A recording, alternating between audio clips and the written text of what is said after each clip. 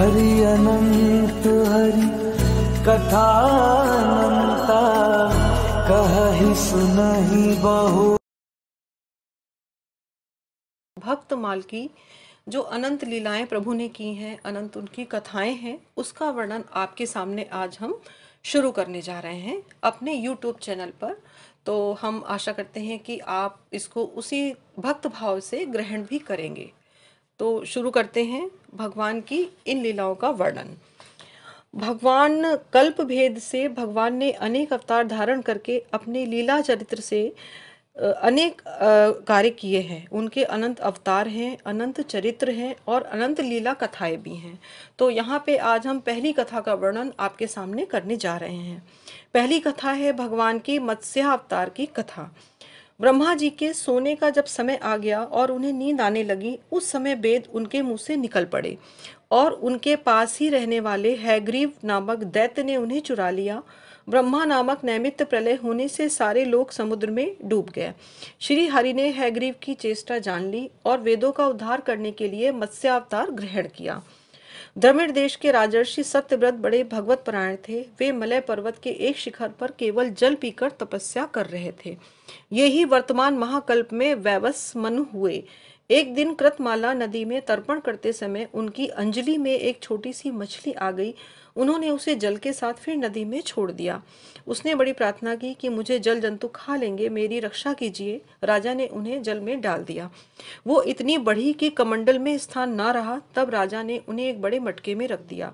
2 घड़ी में वो 3 हाथ की हो गई और एक बड़े सरोवर में रख दिया। थोड़ी ही देर में उसने महामत्स्य का अवतार धारण किया। जिस किसी जलाशय में रखते उसी से वो बड़ी हो जाती।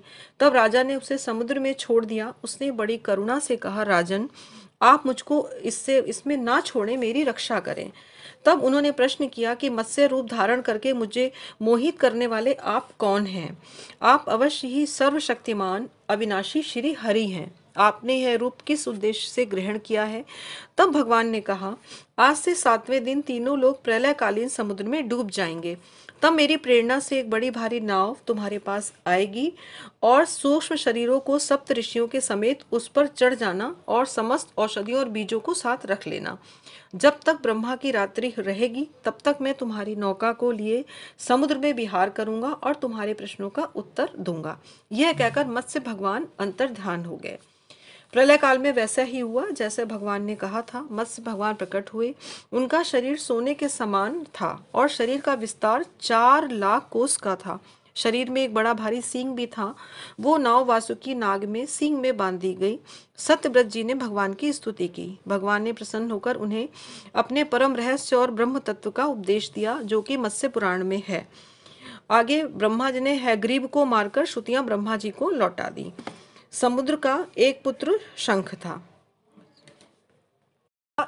शंख था। इसने देवताओं को परास्त करके उनको स्वर्ग से निकाल दिया। सब लोकपालों के अधिकार छीन लिए। देवता कंदराओं में जा छिपे, शत्रु के अधीन ना हुए। तब दैत्य ने सोचा कि देवता वेद मंत्रों के बल से प्रबल प्रतीत होते हैं, अतः मैं वेदों का अपहरण करूंगा। ऐसा निश्चय करके वो वेदों को हर लाया।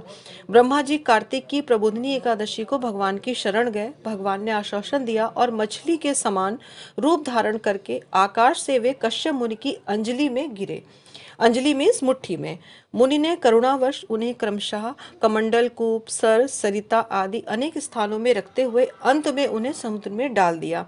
वहां पर भी वो बढ़कर बहुत बड़े हो गए। तदंतर उन मत्स्य रूपधारी भगवान ने शंखासुर का वध किया और विष्णु रूप में उसे हाथ में लिए वे बद्री वन में गए, जहाँ संपूर्ण ऋषियों को बुलाकर आदेश दिया कि जल के भीतर बिखरे हुए वेदों की खोज करो और उसका पता लगाकर शीघ्र ही ले आओ। तब तेज और बल से संपन्न समस्त मुनियों ने यज्ञ और वेद मंत्रों का उद्धार किया।